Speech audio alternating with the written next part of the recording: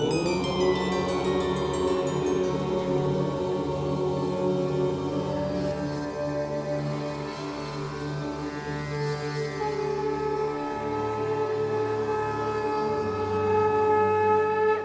झूलेलाल, मां मोहित सितपाल तव्हां सभिनी जो स्वागत थो कयां अॼु जे एपिसोड में।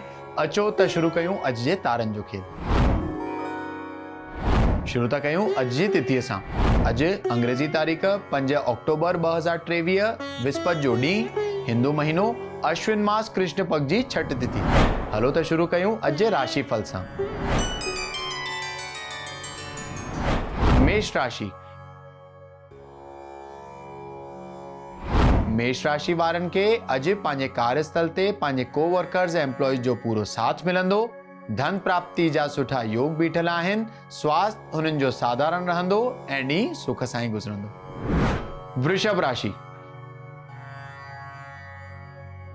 वृषभ राशि वारनि खे अॼु पंहिंजे कार्यस्थल ते धन प्राप्ति जा सुठा योग बीठल आहिनि। पद उन्नति यानी कैरियर ग्रोथ थियण जी भी संभावना आहे। स्वास्थ्य तमाम उत्तम रहंदो ऐं ॾींहुं आनंददायक हूंदो। मिथुन राशि। मिथुन राशि वारनि खे अॼु पंहिंजे परिवार में या पंहिंजे कार्यस्थल ते वाद विवाद या मतभेद थियण सां बचणो आहे त पंहिंजे कार्यस्थल ते ऐं घर में वाणीअ ते तमाम कंट्रोल रखी करे ॻाल्हाईंदा त बहितर रहंदो। तव्हांजो स्वास्थ्य अॼु ठीकु रहंदो ऐं ॾींहुं ओवरऑल साधारण ई रहंदो। कर्क राशि।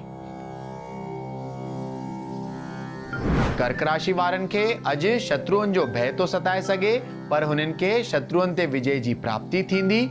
सफलता जी भी हुननि खे प्राप्ति थी सघे। अॼु धन प्राप्ति जा सुठा योग बीठल आहिनि त अॼु जो ॾींहुं तमाम आनंद सां गुज़रंदो। सिंह राशि।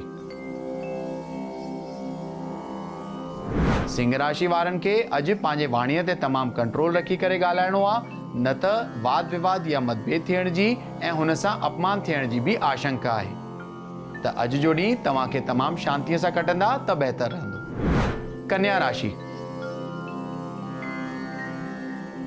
कन्या राशि वारनि खे अॼु स्वास्थ्य में सुधारो थींदो, बीमारियुनि जो नाश थींदो।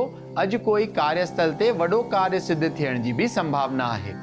त अॼु जो ॾींहुं तमाम सुखपूर्वक गुज़रंदो। तुला राशि। तुला राशि वारनि खे अॼु पंहिंजे दोस्तनि मां या पंहिंजे संतान पक्ष मां काई ना काई ख़ुशख़बरी मिलण जी संभावना आहे। धन प्राप्ति जा सुठा योग बीठल आहिनि। तव्हांजो मन अॼु तमाम ख़ुशि रहंदो त ॾींहुं तमाम सुख सां गुज़रंदो। वृश्चिक राशि। वृश्चिक राशि वारनि खे अॼु कोई अकस्मात घटना जो सामनो थी तो सघे, पर हुननि खे पंहिंजो मन ऐं बुद्धि तमाम स्थिर रखी करे ॾींहुं हलाइणो आहे। थी सघे त भगवान शिव जी उपासना कंदा त बहितर रहंदो। बाक़ी ओवरऑल ॾींहुं तव्हांजो सुठो ई गुज़रंदो। धनु राशि।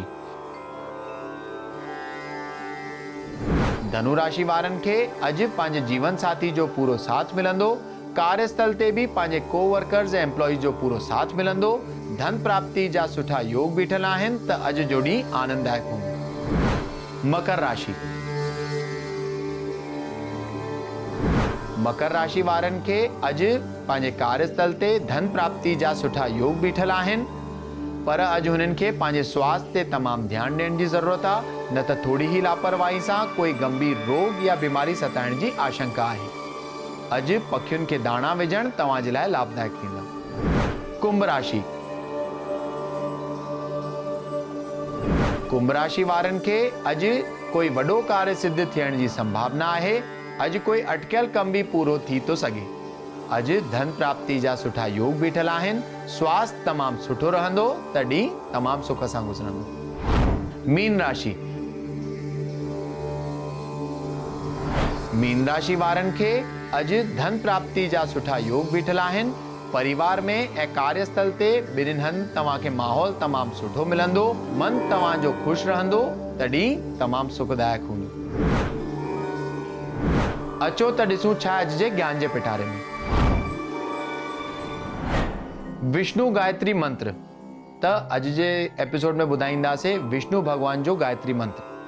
उहो आहे ओम नारायणाय विद्महे वासुदेवाय धीमहि तन्नो विष्णु प्रचोदयात्। अगरि तव्हां पंहिंजे पूजा में विष्णु भॻवान जी रोज़ नित्य ई पूजा कंदा आहियो त हुननि जे अॻियां ॾीओ ॿारे करे 12 दफ़ा इहो मंत्र चवणु तव्हांजे लाइ अति लाभदायक आहे।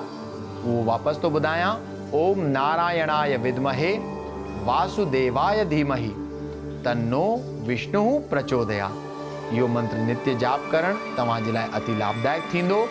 भगवान विष्णु तव्हांजे मथां असीम कृपा बरसाईंदा ऐं सभु तव्हांजा कष्ट दूर करे छॾींदा। अचो त ॾिसूं छा अॼु जो सवाल। अॼु जो सवाल आहे रंजीत जी जो, जेके मुंबई महाराष्ट्र जा रहंदड़ आहिनि ऐं हुननि जो सवाल आहे कि वापार हुननि जो सही नथो हले। त रंजीत जी, तव्हांजी कुंडली जे हिसाब सां तव्हांखे जेतिरो जल्दी थी सघे ओतिरे जल्दी में कंहिं न कंहिं ज्योतिर्लिंग जे पास वञी करे काल सर्प दोष जी या राहु शांति जी पूजा कराइणु खपे। हुन सां तव्हांजो सभु विघ्न दूर थी वेंदा ऐं व्यापार बि सुठो हलणु शुरू थी वेंदो। त अॼु जे एपिसोड में एतिरो ई, वरी मिलंदासीं ॿिए एपिसोड में। अगरि तव्हांखे पंहिंजे कुंडली सां रिलेटेड कोई क्वेरीज़ या सवाल हुजनि त तव्हां असांखे ईमेल करे था सघो info@sindhiplex.com ते। तेसिताईं ॾिसंदा रहो सिंधीप्लेक्स, सिंधियुनि जो पंहिंजो OTT। सत्य सनातन धर्म की जय। जय झूलेलाल।